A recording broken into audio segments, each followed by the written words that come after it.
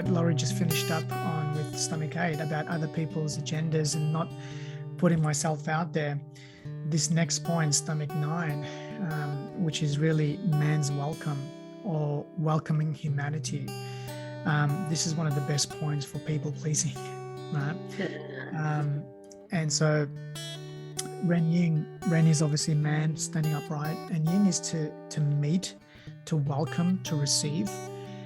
And the challenge is most of my personal clients, 98% of them are females, so I can only speak on working more so with females. But in terms of Chinese medicine dynamics, it does make sense that, and also physiologically, females have a tendency, due to the fact that oxytocin is about building bonds. Oxytocin in a female actually reduces cortisol. And so for me to build a bond with you, for me to share to you, for me to express to you as a female, that's a natural inclination and tendency for me to do so, because it actually reduces my stress, because it reduces cortisol. The challenge becomes when you give so much of yourself that now, while you give and help and serve other people, you are actually now at a disservice to yourself. And this is the concept of that people pleasing.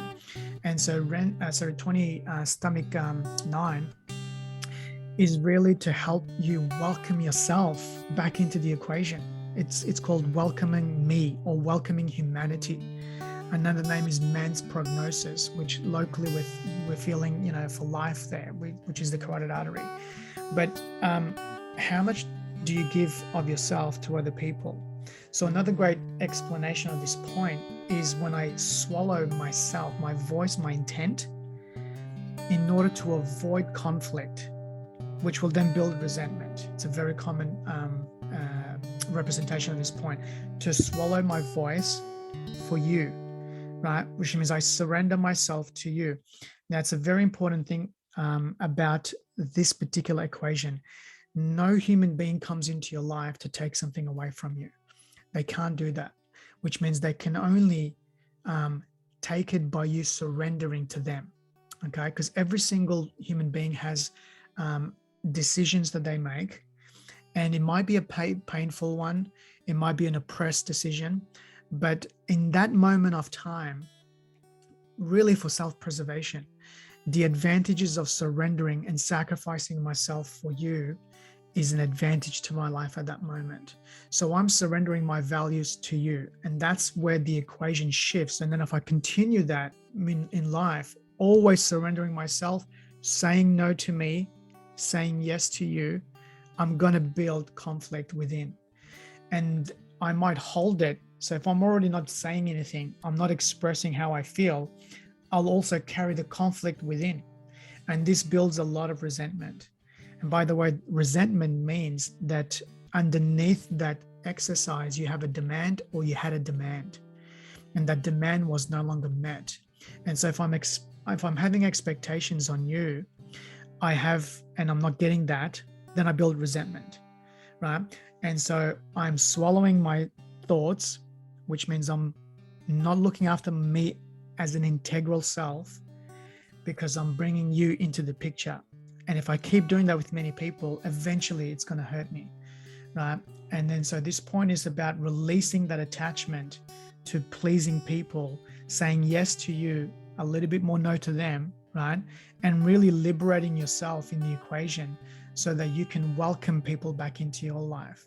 And coming back to that oxytocin principle, one of the traits for females about expression and giving, which builds oxytocin bond, that also needs to be returned. So oxytocin works by you actually now receiving help, right? Receiving help, receiving information. So welcoming you into the picture is another aspect of this point, is extending out for help.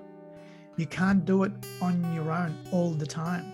So it really regulates how much you give out, but also how much you are willing to take in order to help you at the same time. This is a very, very good point. Also in the Ling Shu and Nanjing, it's the Yin Chao, and also then the Yang Chao, which was added on later to Li Shu Jin. I won't get into Yin and Yang Chao yet, but they're very, very great points for stabilizing head and heart, which is the window of the sky point. Right. Yes. Yes. I'm gonna just take a little side spurt off what you just said and share another, maybe just another nuance here, because again, it is a window of the sky point. I like you're saying, connecting the head and the heart, but also again opening the windows of my soul so that I can see a new possibility. That's how I think of the windows. Like somebody's ready, they've been in a pattern, as you're saying, it could be a pattern of over giving or being over reliant on others, or in some way not seeing their connection to the world.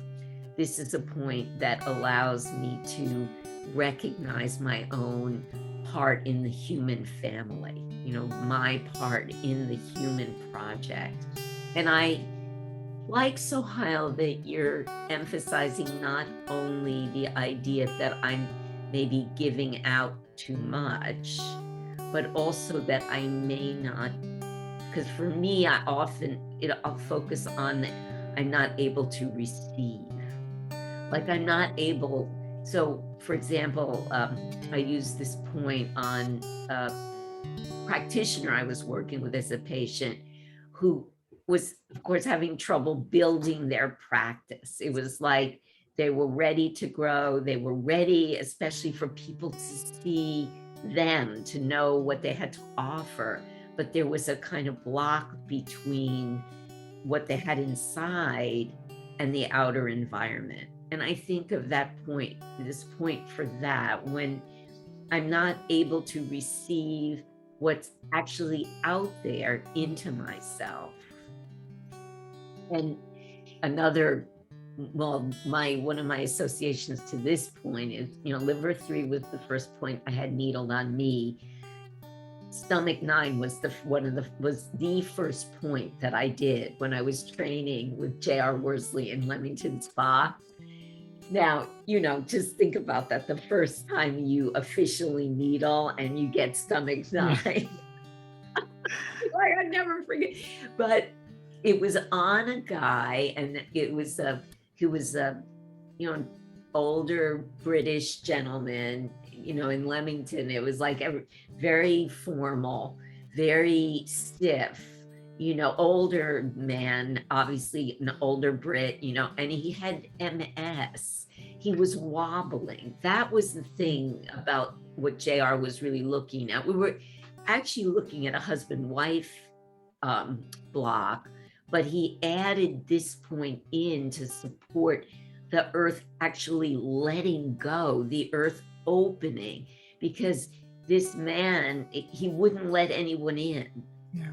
He was so proper and so rigid and so tight, and yet he was so tight that he was falling and wobbling, and he wouldn't even let in the care, the nourishment that was coming towards him from the outer environment. So that's another way I look at this point, is can I welcome what's coming, what's available to me in the world.